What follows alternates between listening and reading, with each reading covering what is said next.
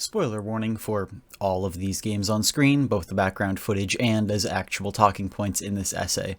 If you wish to experience any of these games blind, which I highly recommend, click off now and come back when you're done. Thank you and enjoy. There's a moment in Armored Core 6, just past the middle of Chapter 1, where the game very abruptly stops feeling like Armored Core.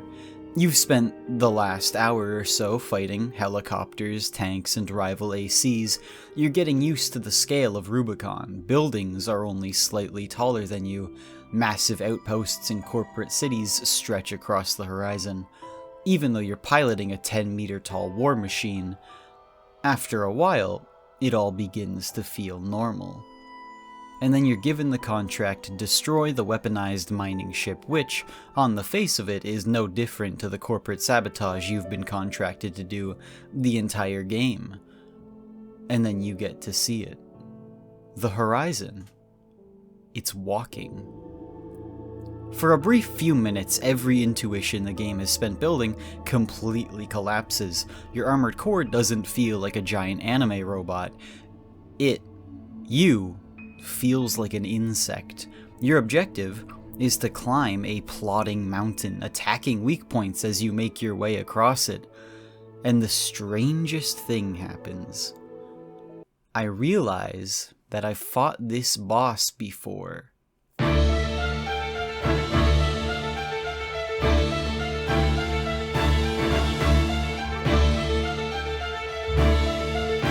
Why have we been chasing the giant boss?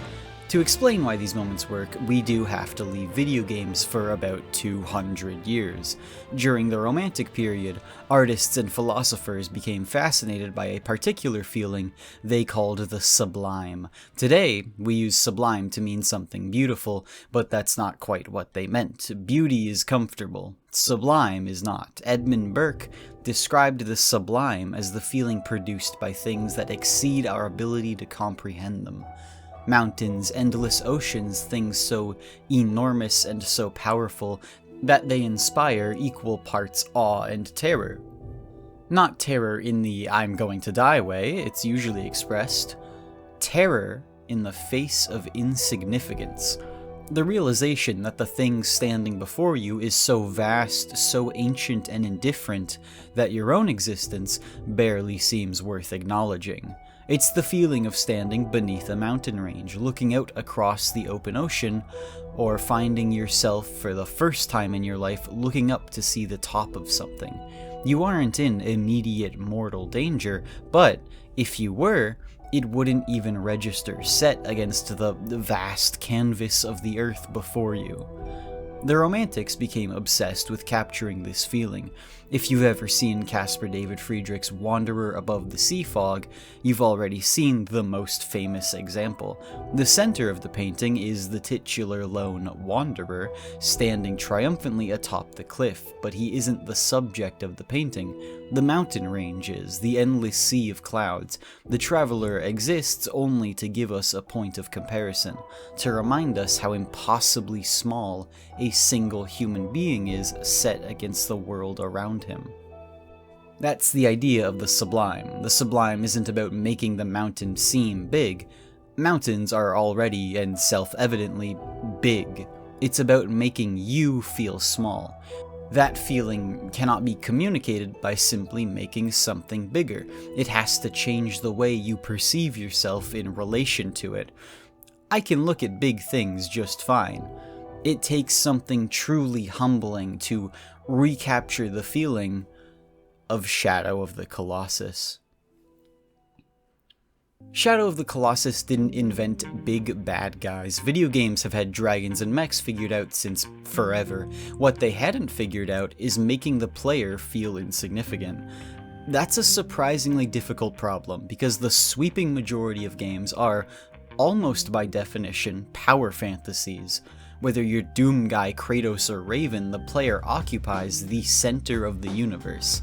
The camera follows you, the music swells on cue for you, every building and chunk of rubble is carefully placed to create an engaging and elaborate puzzle for the one guy who comes across them.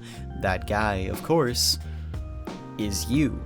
The Colossi are not difficult to kill, nor do they possess any awesome factor. Every single one of them looks odd and slightly disturbing. Each dies, and it isn't terribly hard. Wander is remarkably capable, and these beasts are far from fearsome. What sets them apart is how the Colossi get framed. They're covered in foliage, integrate into the environments, ancient stones straddle their bodies, laying dormant in lakes and deserts as though they have become a part of the landscape. Before the fight even begins, they don't strike you as obvious enemies. They feel natural to where you find them, big cogs in the mechanisms of nature. And that's important, because mountains and cliffs and oceans are not sublime simply because they're big. They're impressive because they are big and utterly indifferent to us.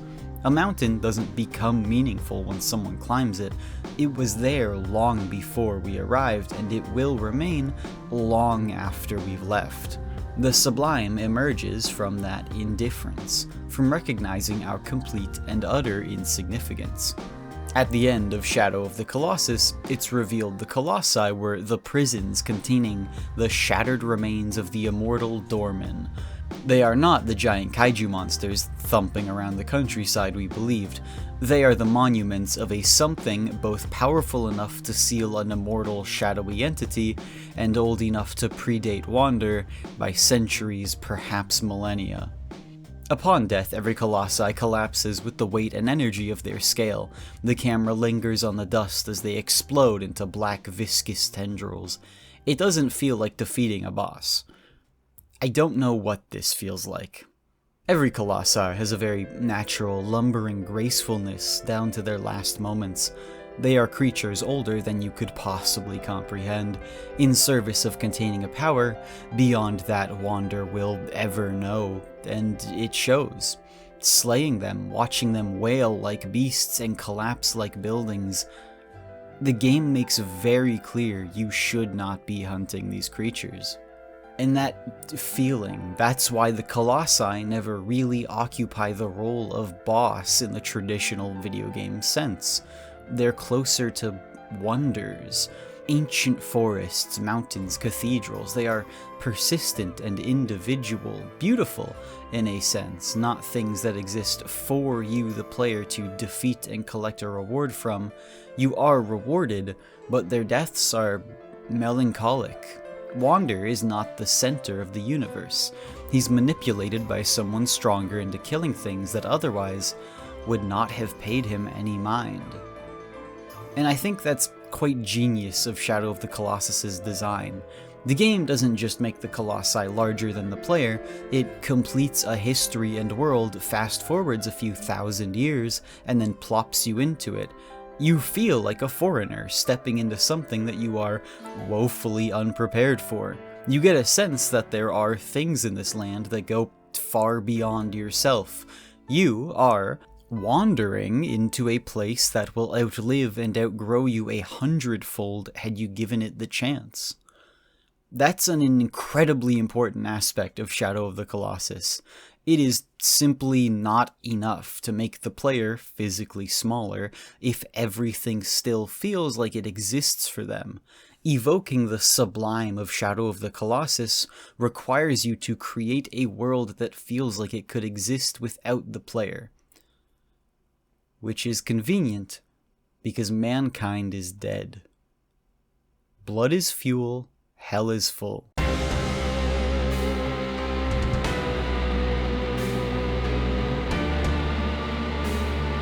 ULTRAKILL, as the totally rad TM all caps lock name suggests, is the modern day definitive boomer shooter with all the colors and cues to keep the dopamine and blood literally pumping. As you ultra kill your way through the layers of hell, you will eventually come face to face with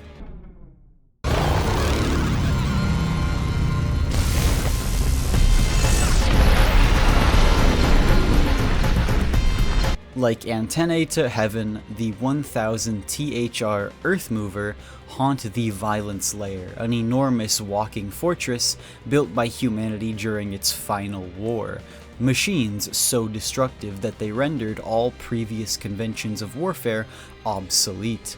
There was a time people inhabited these things, built homes on their backs, and despite their migration, this too became unfeasible. Eventually, the soot, smoke, and decay from unending global war would blot out the sun, casting the world into the long night. And Earth movers, unable to feed on sunlight, shut down and died one by one. War had become entirely dependent on them. Large-scale conflict was no longer feasible. Finally, mankind started to work together to reverse the effects of the long night climate catastrophe, and so began the new peace. 200 years of war for its own sake ended not with a bang, but utter silence. At the brink of despair, the planet would slowly learn to breathe once more, and the corpses of these titans would serve as a stark reminder of just how close mankind was to an apocalypse by their own hands. The Earthmovers outlived the world that created them and exist in hell as they existed on Earth, for violence. ULTRAKILL manages to present both the sublime, the feeling of trespassing on a relic, existing as an ancient and supreme object of power and scale, a monumental geographic stain to our worst sins, as well as an awesome big shooty guy who conveniently works perfectly as a level. The way this balancing act works out is because the Earthmover doesn't stop being a place once the fight begins. You see the remains of the people that lived on its back. The floor of the arena, what little you'll see of it, is scorched sand. Even before you get to read the lore, it's explicitly obvious you're fighting through the end of a civilization. Which is funny, because ULTRAKILL could not be tonally further from that solemnity. Shadow treats the Colossi with reverence. You feel like you're killing something you are not even worthy to look at.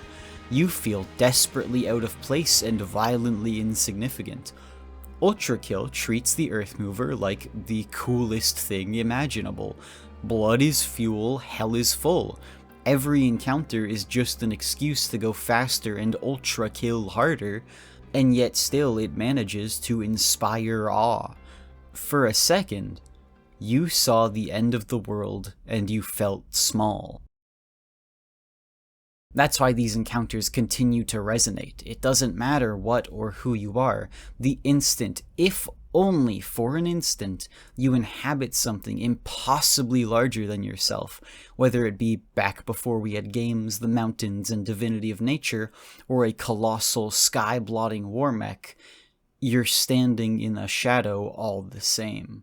Yet the Earthmover still falls. ULTRAKILL cares not for the reverence of the ancient or the melancholy of a destroyed history.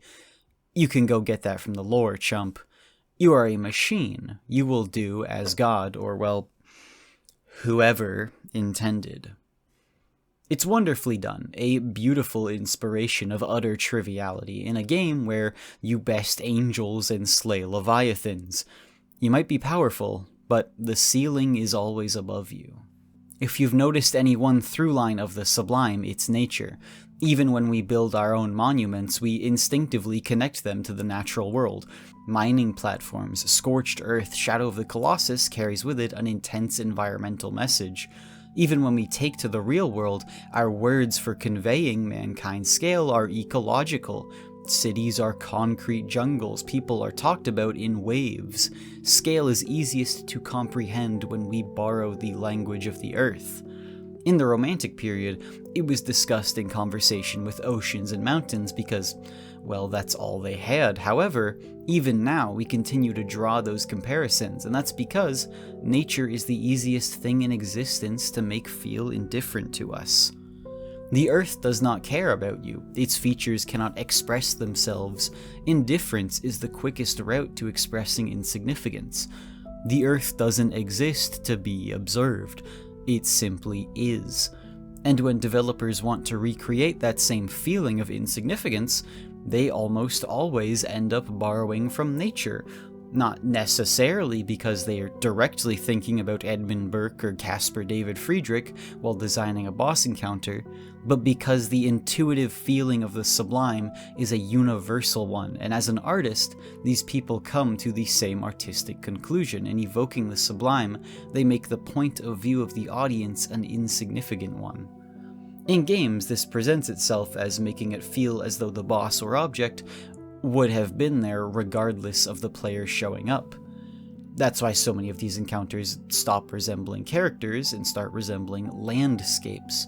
The Strider isn't a war machine clearly designed to be fought. It's a moving mining complex that you climb and navigate like a level. Zora Magdaros isn't another giant dragon to slay, as fun as that is. It's an entire mountain level, an arena for fighting more traditional, smaller dragons. Similarly, the corpse of a Dalamadur has repeatedly been used as the geographical locations for Monster Hunter games. They all blur the line between creature and environment because the environment is the closest thing we will ever have to something both observable and also truly unconcerned with us. And I think that's why we've never really gotten another Shadow of the Colossus. We've gotten hundreds of giant bosses, we've gotten hundreds of incredible spectacles, but very few of them ever stop feeling like they were built for the player. Final Fantasy XV's Adamantoise is physically larger than almost anything in this video. It takes ages to kill and its body is practically a mountain, but despite all that, it never quite evokes the Sublime, because the moment you encounter it, it's presented as a boss, a tediously slow look at the big number pissing contest. Outside of the player, the Adamantoise has no life of its own. And maybe that's why we've been asking the wrong question this entire time. We talk about these encounters as giant bosses, as though their defining quality is size. It really isn't. Video games figured out giant monsters decades ago. Technology has only made them larger, more detailed, and spectacular. Shadow of the Colossus pioneered how to make enormity feel meaningful. That's a surprisingly difficult thing for video games to achieve, because unlike mountains or oceans, games are designed. Everything has usually been placed with the player in mind. The moment you begin to notice that, the illusion is kind of broken. The world stops feeling spectacular and new. It's just level design. And while that may seem obvious, every level boils down to just level design, but in the moment I want it to feel evocative. I want to be taken away to this other magical land I'm being presented. Even when Shadow of the Colossus presents you the obviously grabbable ledge, I don't consciously register it as pointing the player in a direction, even if subconsciously I understand what to do with it. Shadow's magic is all in its aesthetic. It never lets you see the strings. Every crumbling ruin and impossible vista, it all feels like something you're trespassing through, rather than something built for your amusement. And for brief moments in between, that's enough to convince you that it could have existed long before you arrived, and that it will somehow continue existing long after you're gone. That's what the industry has been chasing for the last 20 years. The impossible feeling of designing a world for us that doesn't need us. Every so often a game remembers that lesson. Every so often I catch that feeling again. Every so often, 2 decades after it first stretched across the video game landscape, I still catch a glimpse of the Colossus's shadow.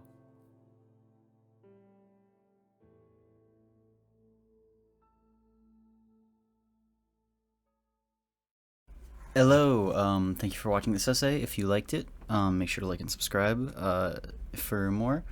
Next is probably a JoJo's Part 9 video. I'm finally getting around to reading that, so thank you, and see you in the next one.